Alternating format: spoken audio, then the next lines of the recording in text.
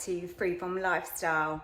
Today I'm making something really simple, but so many of us don't know how to make them. Absolutely delicious, and it is roast potatoes. So many people get this wrong, and I think that I have the perfect way of making them, and I'm going to be using my Ninja 15-in-1 Foodi. You can choose to parboil these on the hob, but I always like to parboil mine. That way you can fluff them up and get that lovely texture on the outside that we all really enjoy with a roast potato.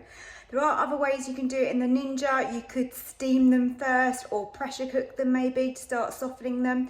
But I'm going to stick with the on the hob method and then transfer them to the Ninja afterwards. So I choose a Maris Piper potato just because I think they are the best for making roasties.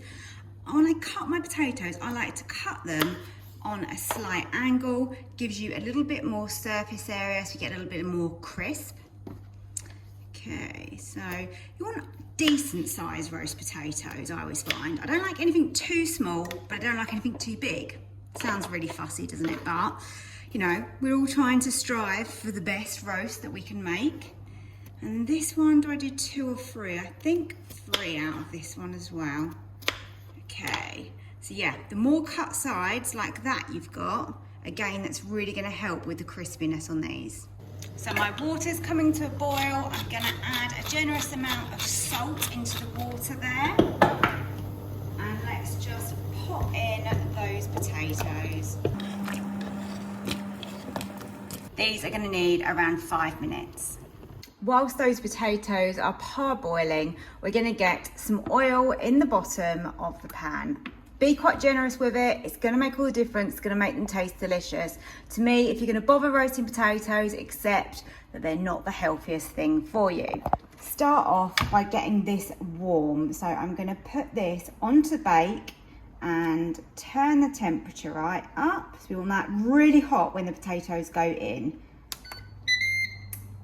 So they've been parboiling for around 5 minutes, and I'm gonna take those out and drain those, and then we should be able to fluff them. We just want literally them to be cooked on just that outside edge. Right, let's drain these potatoes. Woo, really hot. Be careful. Should have used my bigger strainer, shouldn't I? Never mind, they all fitted. We're all good. Now, one of the key things here that we need with a potato is to make it a perfect roast. Water and oil do not mix together. These need to be steam dried just like this. So we're getting the air to come around them, the moisture to evaporate like so. And that way, that when that hits that oil, it's going to start cooking and crispening up. We don't want them wet and soggy in the oil. It's just not going to work. Okay, so I put the lid on, and then we give them a little rough up. So just toss them about in the pan. This is the easiest way as far as I'm concerned. You can keep checking them. Look, they're roughed up a little bit, but if you want a bit more, go with a bit more.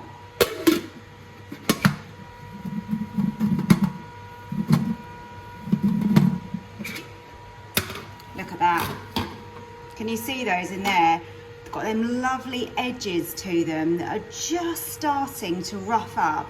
You want to be a little bit careful because obviously you don't want them to disintegrate, but that's why we only parboil for 5 minutes. I like to add a little bit of corn flour onto my potatoes as well. And I find that this just helps them crispen up a little bit more, but this is completely optional. I'm going to pop on some rosemary, just some dried rosemary here. Going to also season them with a little bit of sea salt. We can obviously put some more on afterwards.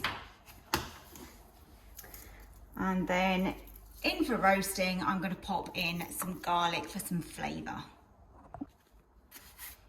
I like to add a little bit of corn flour onto my potatoes as well. And I find that this just helps them crispen up a little bit more, but this is completely optional. I'm going to pop on some rosemary, just some dried rosemary here. Going to also season them with a little bit of sea salt. We can obviously put some more on afterwards. And then in for roasting, I'm going to pop in some garlic for some flavour. So the oil in here is super hot now. It's ready to take those potatoes. So let's get them into that hot oil. Just be careful when you do this. As you can see, they've got quite a lot of space around them. The oil is sizzling. So the oil is super hot. I have tossed those in the oil, as you can see, so they don't look as floury now, just to coat them all over with the oil. Now let's get that on to bake. I'm gonna let them bake in the Ninja for about 20 minutes and we will check them. One thing that I forgot to mention is that just don't put too many in the pan in one go. It's the same if you're doing it in the oven.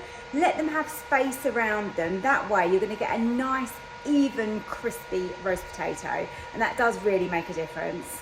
If you're watching this and you're thinking, I'm not sure about this method, is it the best way or not?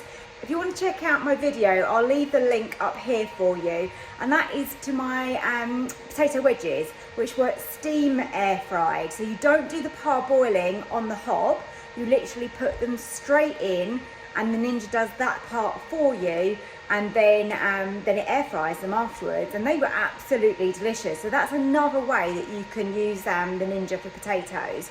But with it being a roasty, I wanted to try and make it as traditional as I could to show you, but there's plenty of options for you. Give them a little toss around in the oil, starting to get some colour and starting to go nice and crispy, but they've still got a bit of time left. Something else that's worth noting is that the Ninja tells you when it has been cooking and it is half time, which I find really handy. I'm going to keep turning these, so again you're going to get a more even and crispy roast potato. If you just give them a little turn, maybe every 5 minutes would be ideal if you're able to do that. At the end of the day, a little bit of love and care will make all the difference to making these perfect. These look fantastic. Okay, let's pop them into this bowl. Can you hear the crunch that we've got on them? So they had a little bit longer because I just wanted a little bit more colour on them. So they had 22, 23 minutes. Oh, these are absolutely gorgeous. Look at those. What they need is a little sprinkle of salt. Now I use just some vegetable oil. Of course you could use duck fat, goose dripping, you know, whatever you want. But these are still very warm. Which one should we go for? Let me just show you. Look at that. Beautiful. Once these are cooled down slightly, I will open one up for you and show you properly inside.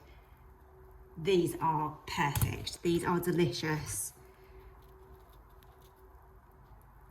Just know they're going to taste so good. The nice thing as well is that some of them do get slightly more colour than others. Like look here, this one's got a little bit more colour to it. So that's perfect. So somebody that likes one that's a little bit more done can have that one, and somebody who likes it a little bit less can have that one. So let's just take one of these now that they're slightly cooler. Oh, look at that. Crispy. And very, very fluffy in the middle. To me, that is a perfect roast potato. All that's left to do is taste test the potato.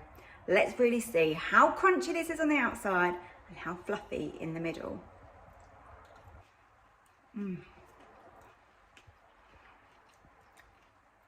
literally in heaven. That is beautiful. So I really hope you enjoyed my recipe today, and if you did, I would absolutely love it if you hit the like button and subscribe to my channel, and I really hope to see you on my next video. Thank you so much for watching.